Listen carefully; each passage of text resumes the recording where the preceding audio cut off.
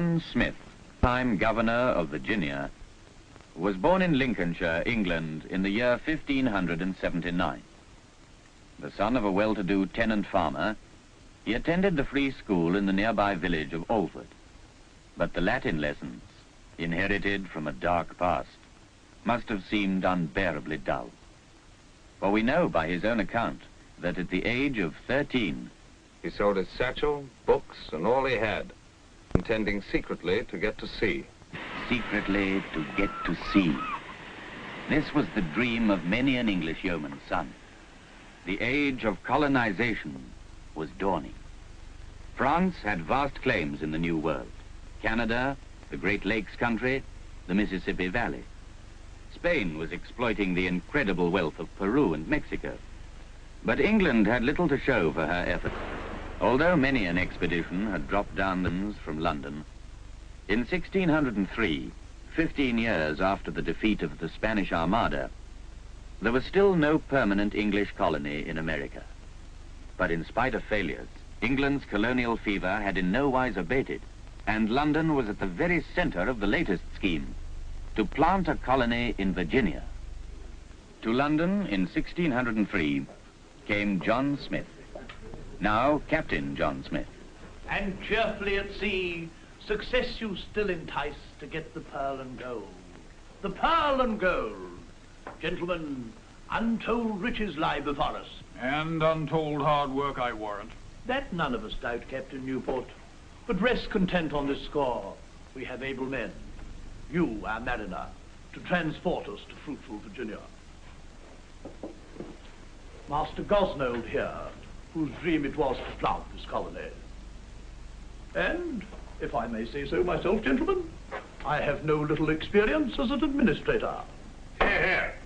Ah, and we have, gentlemen, our redoubtable soldier, Captain John Smith. Though young, very young in years, has already covered himself with glory fighting the infidel Turk. I believe you know everyone here, Captain Smith? Captain Newport, how are you, sir? Master Gosnell. But I do not know this gentleman. This is Master Gabriel Archer, a worthy gentleman who has just joined our ranks. I see. And I suppose you've told Master Archer of the other worthy gentlemen in our ranks? The wastrels, the soft-handed, superfluous sons of small squires and the like. You consider them unfit for this undertaking, Captain? Many of them. I suppose you consider a lawyer unfit, Captain. Myself, for example. I trust that you are fit, Master Archer. For there will be no taverns where we are going, and no friendly innkeepers. And a savage arrow can kill just as readily as any musket ball. Here, here, Captain. But come away with this melancholia. Gentlemen, a toast.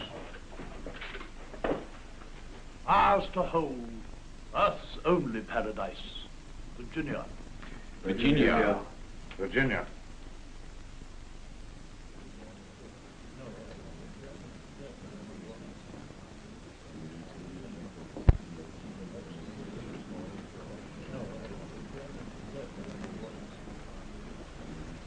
Gentlemen, I know not how to address you on this momentous occasion. Tomorrow, you set all sail for the New World. Would that I were going with you, but unfortunately, some must stay behind to care for matters in this quarter. So be it.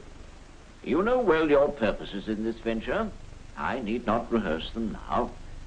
However, two there are which you must not slight in your brave efforts to establish the plantation and to seek treasure. They be these.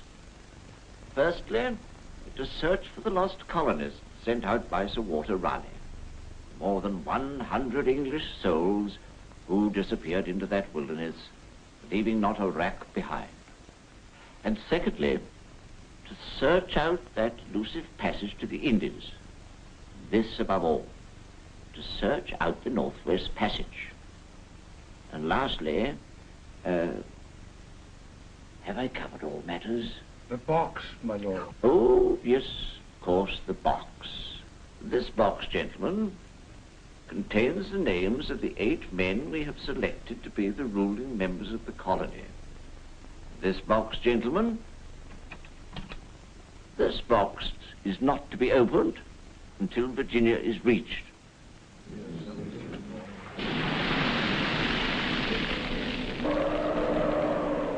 It is not a work for everyone to plant a colony, but there is a great difference between saying and doing. Thus wrote John Smith sometime later. But he must have voiced equally unpopular opinions early in the voyage, for it is certain that from the day of sailing he made many enemies. Enemies who, as the expedition left the Canary Islands for the West Indies, plotted not only to deprive him of his reputation, but of his life. Inasmuch as by his devious plottings and intrigues, he hath intended from the first to usurp the government, murder the leaders of the expedition, and make himself king of the New World, sentence hath been duly passed upon Captain John Smith that he shall be hanged by the neck until dead.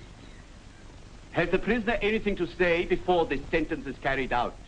The prisoner must have had much to say indeed, but history has left us only Smith's very brief account of the incident.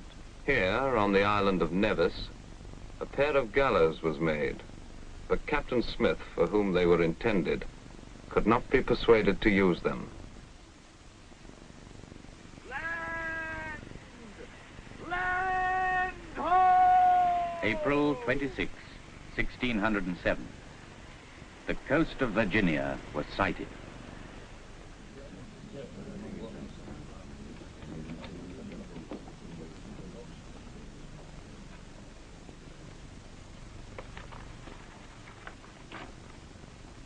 Gentlemen, the members of the council, Master Edward Maria Wingfield, Captain Bartholomew Gosnold, Captain John Ratcliffe, Master George Kendall, Captain John Martin, and Captain John Smith.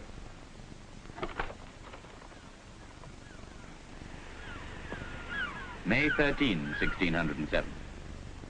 A site for the colony was selected, 40 miles up the James River estuary, and called Jamestown. Soon thereafter, crude shelters were thrown up. But the council president had strict orders against building fortifications. Remember, men, there shall be no exercise at arms, nor any fortifications built. We must not offend the savages by shows of hostility. Yes, Master Wingfield.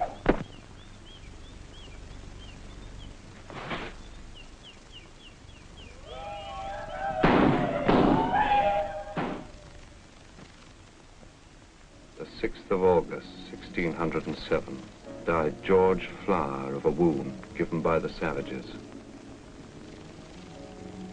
The 9th day, there died John Asby of the bloody flicks. Our men are being destroyed with cruel diseases of swellings, flixes, burning fevers, and by wars. But for the most part, they're dying of mere famine.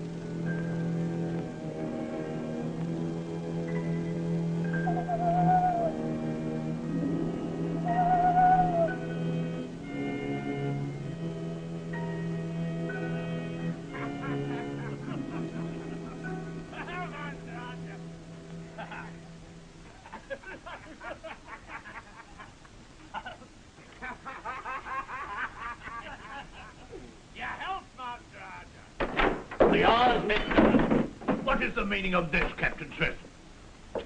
The meaning is quite clear to me, President Wingfield. These provisions came from my private store. Others who brought private provisions from England have long since turned them over to the common storehouse. That does not concern me. Very well, Master Wingfield. From this moment forward, you're relieved of such vexations. What mean you by that, Captain Smith? I mean, Master Archer, that by unanimous vote of the council, we have deposed Master Wingfield as president. You cannot do that to me. I think we can. And what is more, when the Susan Constant arrives from England, we mean to send you back. Captain Smith, For months you refused to allow fortifications. We paid dearly for your follies. I was under orders from the council in London. The council in London knows nothing of our problems in Virginia. You wasted our energies in searching for gold and pearls. I had my orders. You should never have followed those orders. By doing so, you so reduced this colony that those of us still left alive are scarce able to bury the dead. Very well, I agree. I think we should abandon this colonizing attempt. Abandon? No, Master Wingfield. Jamestown shall not be abandoned.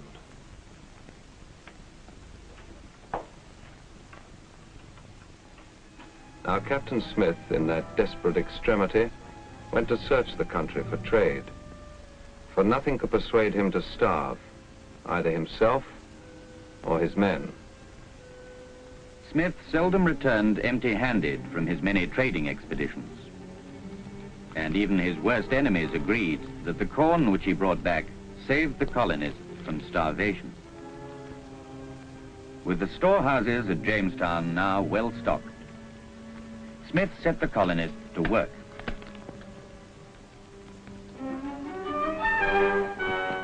For he was determined that each man in the colony must abide by one law. He that will not work shall not eat. The winter departed and spring come. Smith left the fort to perform his discovery. Smith and his companions made many discoveries in unknown Virginia. And though he was never to find that elusive passage to the Indies, he was to travel thousands of miles, carefully mapping the surrounding territories. But on one of these expeditions, traveling inland for some considerable distance with only his Indian guide,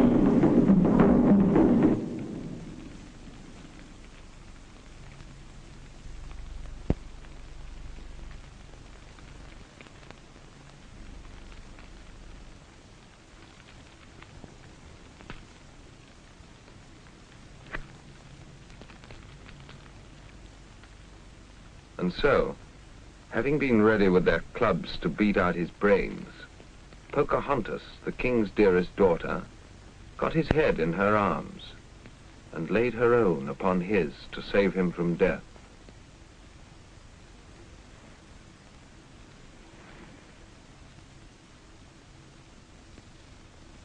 Now in Jamestown they were all in combustion. Some, no better than they should be, had plotted against him.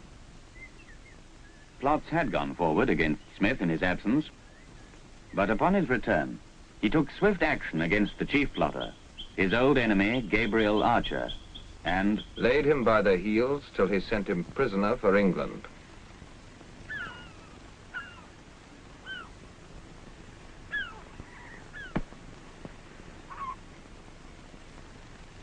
But the same ship which was to take Archer back had brought impossible orders from the council in London. Come in.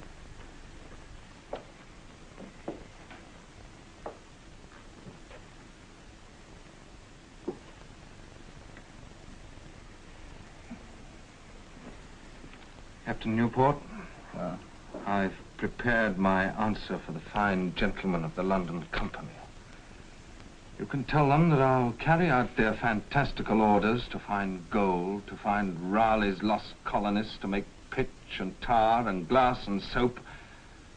Tell them I'll carry these out once I've made this colony self-supporting. And to do that, I need workmen. carpenters, masons, farmers, diggers up of trees, honest workmen, not lazy gentlemen and wastrels. The reply from the London Company was not long in reaching Virginia. Fair winds had borne the Susan Constant back, and with it, the Council's reply to Smith's rude answer.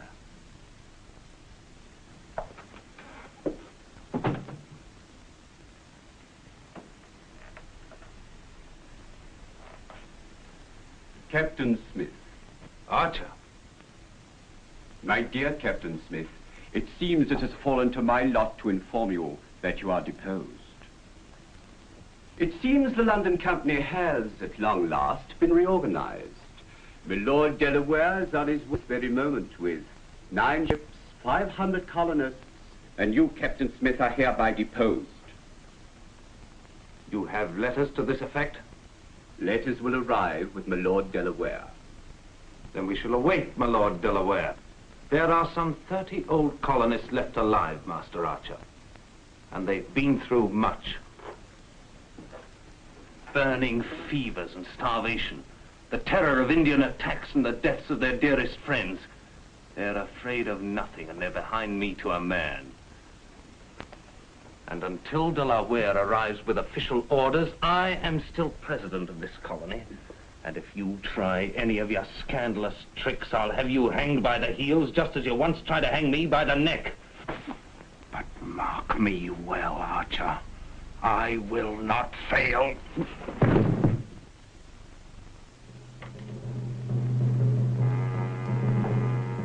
But soon thereafter, returning from an expedition up the James River to discover a new site for the colony, Smith was grievously wounded by a gunpowder explosion.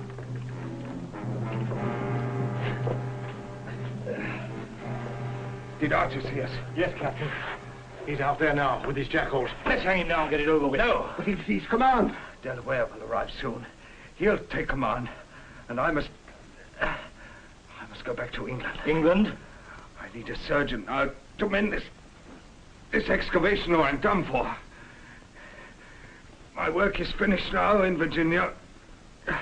And so, in October of 1609, after more than 2 years in the Virginia wilderness, Captain John Smith returned to England. But his work had counted. He had explored and mapped the Virginia wilderness. He had held the colony together, setting an example for those to follow. For without his leadership, the winter after he left became the starving time. And the greatest tribute to John Smith was written by one of the pitifully few survivors. What shall I say? But that we lost him, that in all his proceedings made justice his first guide, experience his second. That upon no danger would send us where he wouldn't lead us himself. That would never see us want what he either had or could by any means get us. Whose adventures were our lives, and whose loss our deaths.